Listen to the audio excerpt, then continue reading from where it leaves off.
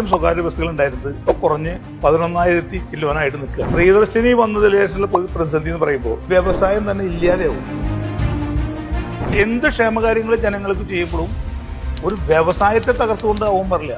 50% നികുതി ഇളവ് തന്നിട്ട് ഞങ്ങൾ അതിൽ ഹാപ്പി അല്ല, നിങ്ങൾ ചെയ്ത് ശരിയായില്ല, നിങ്ങൾ എന്തുകൊണ്ട് തീരെ മോശമായിട്ട് കണ്ടു. അദ്ദേഹം ഞങ്ങളോട് ചോദിച്ച മറുപടി.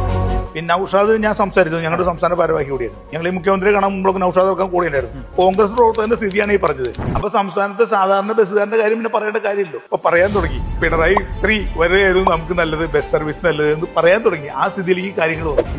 12,000 രൂപ ശരാശരി ഒരു ദിവസം കളക്ഷൻ കിട്ടിയിരുന്ന സ്വകാര്യ ബസ്സുകളിൽ ഇപ്പോഴത്തെ വരുമാനം പ്രതിദിനം 8,000 മുതൽ 9,000 രൂപ വരെ മാത്രമാണ്. ജില്ലയിൽ സ്വകാര്യ ബസ് സർവീസ് നടത്തുന്ന എല്ലായിടങ്ങളിലേക്കും KSRTC ഓർഡിനറി ബസ്സുകളും സർവീസ് നടത്തുന്നുണ്ട്.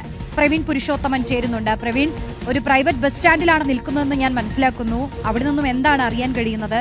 വലിയ തകർച്ച വരുന്നുണ്ടോ ഈ ഒരു സ്വകാര്യ ബസ് മേഖലയ്ക്ക്?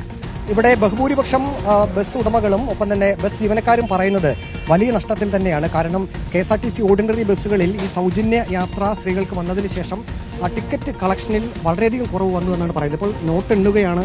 എന്തെങ്കിലും മിച്ചം കിട്ടുമോ വൈകിട്ട്? ഒരു മിച്ചവും കിട്ടാനില്ല. കാരണം 6 ചാനൽ ഓടുന്ന ഒരു വണ്ടി ഒരു ചാനൽ 500 രൂപയുടെ വ്യത്യാസം വെച്ചാണ് കാണിക്കൊണ്ടിരിക്കുന്നത്.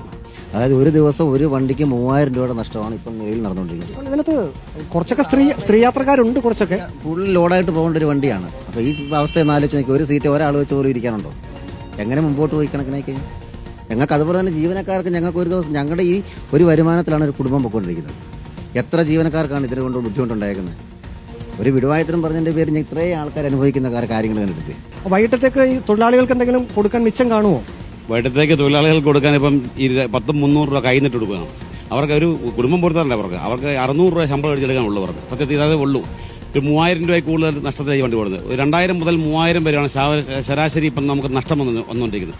കയ്യിൽ നിന്നും 10, 200, 300 രൂപ എക്സ്ട്രാ ഇട്ടിട്ടാണ് അവർക്ക് ഒരു 600 രൂപ 700 രൂപ വേതനം കൊടുക്കുന്നത്. ഇപ്പോൾ അവർ 1,000-1,200 ശമ്പളം വാങ്ങിച്ചുകൊണ്ടിരുന്ന കുടുംബങ്ങളാണ്, ജോലിക്കാരാണ്. ഇവർ കുടുംബം പൊറുത്താൻ വളരെ ബുദ്ധിമുട്ടാണ്. ഞങ്ങൾക്ക് അതുപോലെ തന്നെയാണ് ഇപ്പോൾ.